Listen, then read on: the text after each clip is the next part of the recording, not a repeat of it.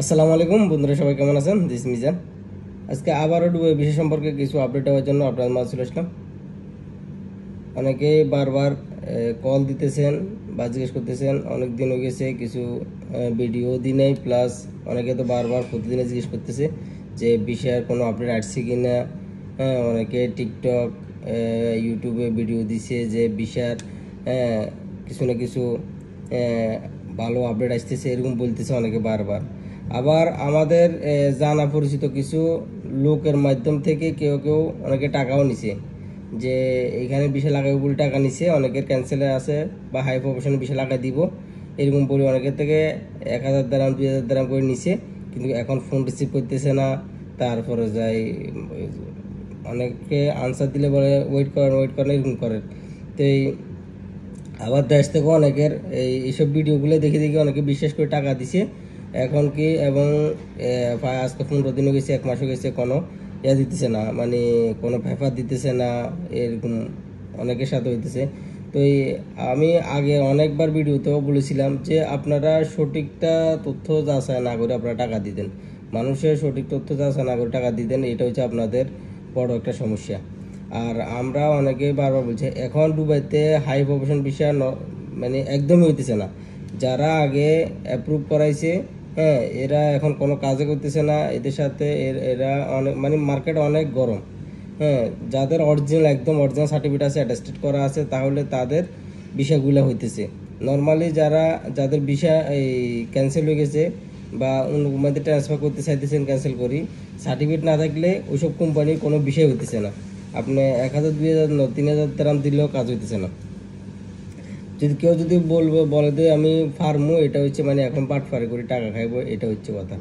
আপনারা না জানে শুনে কাউকে টাকা দিবেন না। এবং কি যারা দেশ থেকে আসতে চাইছেন তাদেরকেও বারবার বলতেছি যে প্রাইভেট কোম্পানি, যেগুলো প্রাইভেট কোম্পানি আছে এগুলোতে নর্মাল কোনো বিষয় বাড়ছে না, অনলি একমাত্র হাই প্রফেশন বিষয়ের জন্য অবশ্যই আপনার কাছে সার্টিফিকেট থাকতে হবে। Degree certificate, master certificate, BSc complete করা বা ডিপ্লোমা কমপ্লিট করা, এই ধরনের যদি সার্টিফিকেট আপনার অরিজিনাল থাকে তাহলে আপনি অ্যাটেস্টেড করে বিষয়ের জন্য অ্যাপ্লিকেশন করতে পারেন।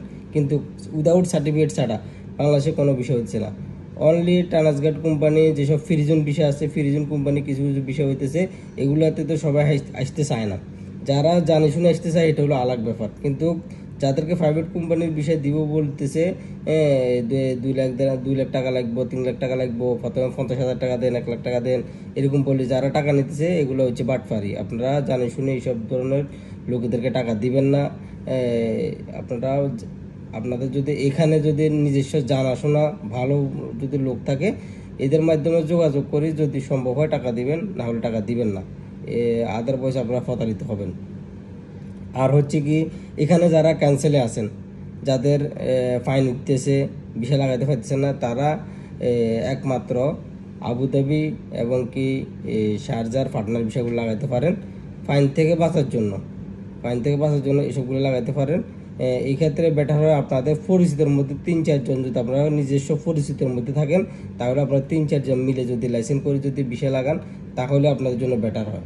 কারণ 1 বছর পরে লাইসেন্সটা রিনিউ করলে 4 জন মিলে এক কথা হয়ে লাইসেন্সটা রিনিউ করলেন, বা যখন ক্যান্সেল হবেন আরেকজন হেল্প করতে পারবেন।